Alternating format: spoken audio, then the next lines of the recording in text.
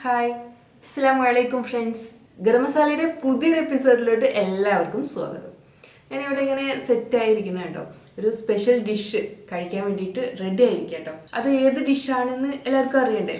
വേറൊന്നുമല്ല, സ്പെഷ്യൽ ആയിട്ട് പ്രഷർ കുക്കറിൽ പെട്ടെന്ന് ഉണ്ടാക്കിയെടുത്തിട്ടുള്ള ഒരു മന്തിയാണ് ബീഫ് മന്തി. പ്രഷർ കുക്കറിൽ ഒരുപാട് സമയമൊന്നും സ്പെൻഡ് ചെയ്യാണ്ട് ഉണ്ടാക്കിയെടുത്താട്ടോ.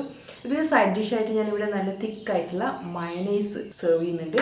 അതുപോലെ തന്നെ സലാത്ത ഹറയാണ് ഇതിൻ്റെ കൂടെ സെർവ് ചെയ്യുന്നത്. ഈ മന്തി ആയാലും കബ്സ ആയാലും സലാത്ത ഹറ നല്ലൊരു കോമ്പിനേഷൻ ആയിരിക്കും കേട്ടോ. പിന്നെ മയണൈസും മന്തിയും കബ്സയൊക്കെ നല്ല കോമ്പിനേഷനാണ്. അപ്പോൾ ഇനി അത് കഴിച്ചു നോക്കാത്തവർ ഒന്ന് ട്രൈ ചെയ്ത് നോക്കാം കേട്ടോ. അപ്പോൾ നമ്മുടെ മന്തി നമുക്ക് തുറന്ന് നോക്കാം. നല്ല ആവി പറക്കുന്ന നമ്മുടെ മന്തി ഉണ്ടല്ലേ, ഇത് ഞാൻ സ്മോക്ക് ചെയ്യാൻ വേണ്ടിയിട്ട് വെച്ചിരിക്കുക കേട്ടോ. അപ്പോൾ ഈ സ്മോക്ക് ചെയ്യാൻ വെച്ച ഈ ബൗൾ നമുക്ക് മാറ്റി വയ്ക്കാം. നല്ല ഫ്ലേവർ വരുന്നുണ്ട്. ഇനി നമ്മൾ ഈ സ്മോക്ക് ചെയ്തിട്ടുള്ള റൈസ് നമുക്കൊന്ന് മിക്സ് ചെയ്തെടുക്കണം. അപ്പോൾ മിക്സ് ചെയ്യുന്നതിന് മുമ്പായിട്ട് ഞാൻ ഇതിൻ്റെ മുകളിലെ മീറ്റ് മാറ്റി വയ്ക്കുകയാണ്. മീറ്റ് കൂടെ കൂട്ടിയിട്ട് മിക്സ് ചെയ്തെടുക്കുന്നില്ല കേട്ടോ. ഞാനിവിടെ അത്യാവശ്യം ചെറിയ പീസുകളാക്കിയിട്ടാണ് മുറിച്ചെടുത്തിട്ടുള്ളത്. ഇനി ഇതിന് പകരമായിട്ട് നമുക്ക് നല്ല വലുപ്പത്തിലൊരു 3 പീസൊക്കെ മാത്രം ആക്കിയിട്ട് മുറിച്ചെടുത്താലും മതി കേട്ടോ. നമ്മുടെ സ്പെഷ്യൽ മന്തി മീറ്റാണിത്. ഇത് നമുക്ക് വളരെ ശ്രദ്ധിച്ചിട്ട് നമ്മുടെ റൈസ് ഒന്ന് മിക്സ് ചെയ്യാം. ഈ റൈസ് മിക്സ് ചെയ്യാനുള്ള കാരണമുണ്ട് കേട്ടോ, വേറൊന്നുമല്ല. ഇതിൽ നമ്മൾ കളറ് ചേർത്തിട്ടുണ്ട്. ഈ കളർ ചേർക്കണമെന്ന് നിർബന്ധമൊന്നുമില്ല. ഇവിടെ ഞാൻ ബസ്മതി റൈസിലാണ് ഈ മന്തി റൈസ് ഉണ്ടാക്കിയിട്ടുള്ളത്. സെല്ല റൈസിലാണ് നമ്മൾ മന്തി റൈസ് ഉണ്ടാക്കുന്നതെങ്കിൽ ഒരുപാട് മാഷ് ആയി പോവില്ല. പക്ഷേ ബസ്മതി റൈസ് ആകുമ്പോൾ മാഷ് ആയി വരാനുള്ള സാധ്യതയുണ്ട് കേട്ടോ. നന്നായിട്ട് മിക്സ് ചെയ്തെടുക്കാം. നമുക്ക് നന്നായിട്ട് മിക്സ് ചെയ്തെടുത്തിട്ടുണ്ട് കേട്ടോ.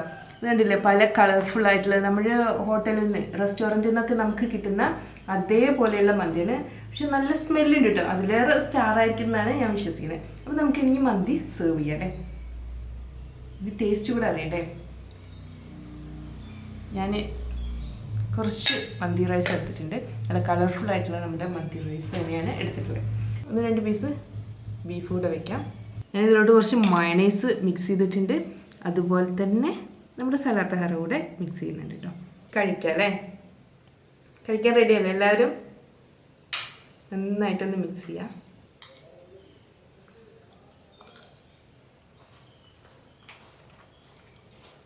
അടിപൊളി മന്തി. ഇത് നല്ല ടേസ്റ്റ് ഉണ്ട് കേട്ടോ. ഇപ്പോൾ ലേറ്റസ്റ്റ് ആയിട്ട് ഒരാഴ്ച മുമ്പ് ഒരു മന്തി റൈസ് കഴിച്ചിരുന്നു.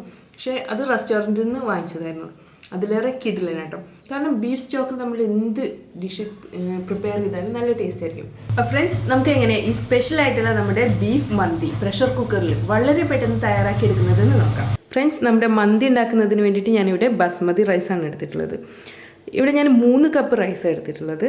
ഞാനിവിടെ ഉപയോഗിക്കുന്നത് 5 കിലോയുടെ പ്രഷർ കുക്കറാണ്. അപ്പോൾ 3 കപ്പ് റൈസും 1 കിലോ ബീഫ് ഉപയോഗിച്ചിട്ടാണ് ഈ റൈസ് ഉണ്ടാക്കുന്നത്. ഈ ബസ്മതി റൈസിന് പകരമായിട്ട് നമുക്ക് സെല്ല റൈസ് ഉപയോഗിക്കാം. അപ്പോൾ ആദ്യം ഞാൻ ഈ റൈസ് സോക്ക് ചെയ്യാൻ വേണ്ടി വെക്കുകയാണ്. നന്നായിട്ട് കഴുകിയതിന് ശേഷം നമുക്ക് റൈസ് സോക്ക് ചെയ്യാൻ വേണ്ടിയിട്ട് വയ്ക്കാം. ഞാനിവിടെ 1 കിലോ ബീഫ് എടുത്തിട്ടുണ്ട്. ഈ ബീഫ് ഞാൻ ഈ വലുപ്പത്തിലാട്ടോ മുറിച്ചെടുത്തിട്ടുള്ളത്. വേണമെങ്കിൽ 1 കിലോ ബീഫിന് ഒരു 3-4 പീസാക്കിയിട്ട് മുറിച്ചെടുത്താലും മതി. പക്ഷേ ഒരുപാട് പേര് കഴിക്കാനൊക്കെ ഉണ്ടാകുമ്പോഴും ഏറ്റവും കംഫർട്ടായിട്ട് എനിക്ക് ഈ വലുപ്പത്തിൽ മുറിച്ചെടുക്കുന്നതാണ് നല്ലതെന്ന് തോന്നി. അതുകൊണ്ടാണ് ഞാൻ ചെറുതാക്കിയിട്ട് മുറിച്ചെടുത്തത്. ഇതിൽ ബോണിൻ്റെ പീസൊക്കെ ഉണ്ട് കേട്ടോ. അപ്പോൾ ഈ ബീഫിനെ നന്നായിട്ട് കഴുകിയിട്ട് നമുക്ക് മാറ്റി വയ്ക്കാം. ഇപ്പോൾ നമ്മുടെ പ്രഷർ കുക്കർ ചൂടായി വന്നിട്ടുണ്ട്. 5 ലിറ്ററിൻ്റെ പ്രഷർ കുക്കറാണിത്. ഇതിലോട്ട് ഞാൻ ഒലിവ് ഓയിൽ ചേർക്കുകയാണ്. ഒലിവ് ഓയിലോ അല്ലെങ്കിൽ സൺഫ്ലവർ ഓയിലോ നമുക്ക് ഈ ബീഫ് മന്തി ഉണ്ടാക്കാം കേട്ടോ. ഏകദേശം ഒരു 4 ടേബിൾ സ്പൂൺ, അതായത് 1/4 കപ്പ് ഒലിവ് ഓയിൽ ചേർക്കണം.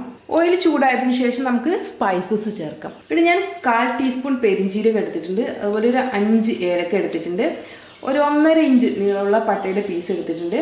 ഒരു 6-7 ഗ്രാമ്പു എടുത്തിട്ടുണ്ട്. പിന്നെ 1 ടേബിൾ സ്പൂൺ പച്ചമല്ലിയുടെ എടുത്തിട്ടുണ്ട്. നമുക്കിത് എണ്ണയിലോട്ട് മാറ്റാം. നന്നായിട്ടൊന്ന് മിക്സ് ചെയ്യാം. ഇനി ഇതിലോട്ട് ഞാൻ 1.5 ടേബിൾ സ്പൂൺ ഇഞ്ചി ക്രഷ് ചെയ്തെടുത്തിട്ടുണ്ട്. ഇത് ഏകദേശം ഒരു ചെറിയ വെളുത്തുള്ളിയുടെ കൂടാണ്. ആ വെളുത്തുള്ളി ക്രഷ് ചെയ്തെടുത്തിരിക്കുകയാണ്. ഇനി ഇവിടെ 2 സവാള സ്ലൈസ് ചെയ്തെടുക്കുകയും ചെയ്തിട്ടുണ്ട്. ഇതുകൂടെ നമുക്ക് പാനിലോട്ട് ചേർക്കാം. നമുക്ക് നന്നായിട്ട് വഴറ്റിയെടുക്കാം. ജസ്റ്റ് ഒന്ന് വഴന്ന് വരട്ടെ. പെട്ടെന്ന് വഴന്ന് വരുന്നതിന് വേണ്ടി കുറച്ച് ഉപ്പ് ചേർക്കുന്നുണ്ട്. നന്നായിട്ട് വഴറ്റിയെടുക്കാം. ഇപ്പോൾ നമ്മുടെ സവാളയൊക്കെ നന്നായിട്ട് വഴന്ന് വന്നിട്ടുണ്ട്. ബ്രൗൺ നിറം ആവേണ്ട ആവശ്യമില്ല കേട്ടോ. ഇനി ഇതിലോട്ട് കഴുകി വൃത്തിയാക്കി വെച്ചിട്ടുള്ള ബീഫ് മാറ്റിയാണ് ഞാൻ. ഈ ബീഫ് ഒരുപാട് നെയ്യോട് കൂടെയുള്ള ബീഫാണ്. അപ്പോൾ ഈ നെയ്യൂടെ നമ്മുടെ മന്തിയിൽ വരുമ്പോൾ നല്ല ടേസ്റ്റ് ആയിരിക്കും. ഒന്ന് മിക്സ് ചെയ്യാം. ഇതിലോട്ട് ഞാൻ കുരുമുളക് ചേർക്കുകയാണ്. 1 ടേബിൾ സ്പൂൺ കുരുമുളക് ചേർക്കാം. അതുപോലെ തന്നെ 1 ടീസ്പൂൺ കുരുമുളക് ക്രഷ് ചെയ്തത് ചേർക്കാം. ഇനി നമുക്ക് 1/2 ടീസ്പൂൺ ഗരം മസാല പൗഡർ ചേർക്കണം. ഇതിലോട്ട് ഞാൻ 1/2 ടീസ്പൂൺ മല്ലിപ്പൊടി കൂടെ ചേർക്കാം. നമുക്കിത് നന്നായിട്ട് മിക്സ് ചെയ്യാം. 1-2 മിനിറ്റ് ഇത് നമുക്ക് നന്നായിട്ട് ഇളക്കിയെടുക്കാം കേട്ടോ. അതിനുശേഷം മാത്രം നമുക്ക് ഇതിലോട്ട് വെള്ളം ഒഴിച്ചാൽ മതി. ഇനി നമുക്ക് ഇതിലോട്ട് വെള്ളം ഒഴിക്കാം. ഞാനിവിടെ 3 കപ്പ് റൈസാണ് എടുക്കുന്നത്. അപ്പോൾ ഞാനിവിടെ 4 കപ്പ് വെള്ളമായിട്ട് എടുത്തിട്ടുള്ളത്. 3 കപ്പ് റൈസിന് 3 കപ്പ് വെള്ളം, പിന്നെ 1 കപ്പ് കൂടെ അഡീഷണൽ ആയിട്ട് എടുത്തിട്ടുണ്ട്. ഇനി ഇത് നമുക്ക് ഈ പാനിലോട്ട് ഒഴിക്കാം. ഇനി ബീഫ് കുക്കായി വന്നതിന് ശേഷം ഈ ബീഫ് സ്റ്റോക്ക് കൂടെ അളന്നതിന് ശേഷം മാത്രമേ റൈസിലോട്ടുള്ള വെള്ളം കൂടെ ചേർക്കുന്നുള്ളൂ. നമുക്കിതിലോട്ട് ആവശ്യത്തിന് ഉപ്പ് ചേർക്കാം. നന്നായിട്ട് മിക്സ് ചെയ്യാം. ഉപ്പൊന്ന് ചെക്ക് ചെയ്തതിന് ശേഷം നമുക്കിത് അടച്ച് വെച്ചിട്ട് വേവിച്ചെടുക്കണം. ഹൈ ഫ്ലെയിമിൽ 1 വിസിൽ വരുന്നത് വരെ വെക്കാം. അതിനുശേഷം ഫ്ലെയിം നന്നായിട്ട് കുറച്ച് വെക്കാം. പിന്നെ ഒരു 4-5 വിസിൽ വരുന്നത് വരെ നമുക്ക് വേവിച്ചെടുക്കണം. വെരി ലോ ഫ്ലെയിമിൽ കേട്ടോ.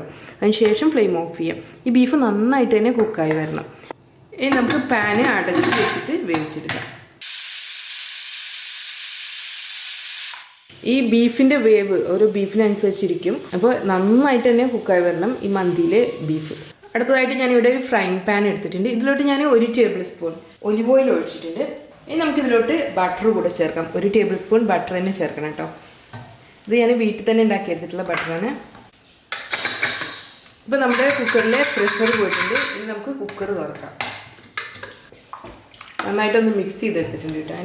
ഇനി നമുക്ക് ഈ ബീഫ് കുക്കായോന്നൊന്ന് നോക്കാം. ബീഫ് കണ്ടില്ലേ, നന്നായിട്ട് തന്നെ കുക്കായി വന്നിട്ടുണ്ട്.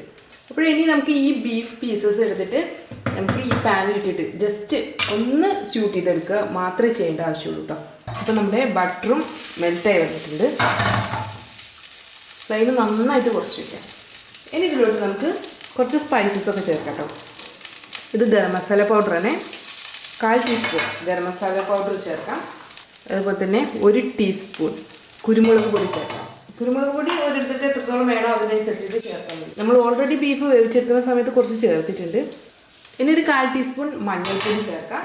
ഒരു 1/2 ടീസ്പൂൺ മല്ലിപ്പൊടി കൂടെ ചേർക്കാം. നന്നായിട്ട് ഞാൻ മിക്സ് ചെയ്തെടുത്തിട്ടുണ്ട്. ഇനി നമ്മുടെ ബീഫ് എടുത്തിട്ട് നമുക്ക് ഈ പാനിലോട്ട് മാറ്റാം.